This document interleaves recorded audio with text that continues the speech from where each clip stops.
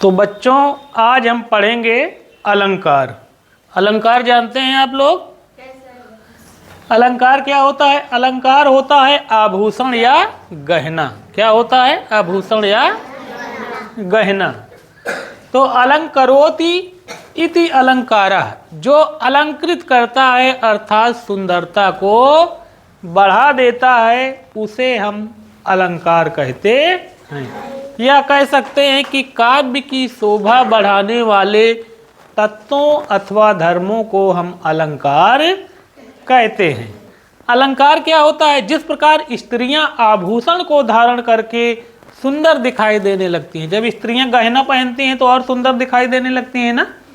हाँ, जिस प्रकार स्त्रियां आभूषण को धारण करके और अधिक सुंदर दिखाई देने लगती हैं, उसी प्रकार काव्य के तत्व काव्य में समाहित होकर उसकी सुंदरता को बढ़ा देते हैं, जिसे हम अलंकार कहते हैं। क्या कहते हैं? अलंकार।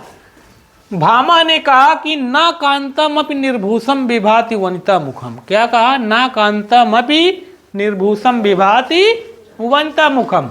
उन्होंने कहा कि स्त्री कितनी ही सुंदर क्यों न हो, लेकिन जब तक वह आभूषण अर्थात गहना को नहीं धारण करेगी, यानी नहीं पहनेगी, तब तक उसकी सुंदरता नहीं बढ़ेगी।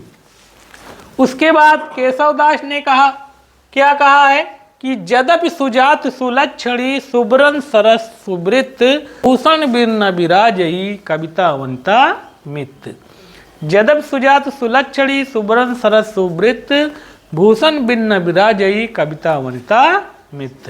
केशवदास जी ने भी कहा कि यद्यपि स्त्री कितनी ही खूबसूरत क्यों न हो, जब तक वो आभूषण को धारण नहीं करेगी तब तक वो सुंदर नहीं दिखाई देगी। कहने का तात्पर्य यह है कि जिस प्रकार स्त्रियां आभूषण यानी गहने को पहनकर और अधिक सुंदर दिखाई देने लगती हैं, उसी प्रकार काव्य के तत्व जब काव्य में समाहित हो जाते हैं, मिल जाते हैं, तो उसकी सुंदरता बढ़ जाती है, जिसे हम अलंकार कहते हैं।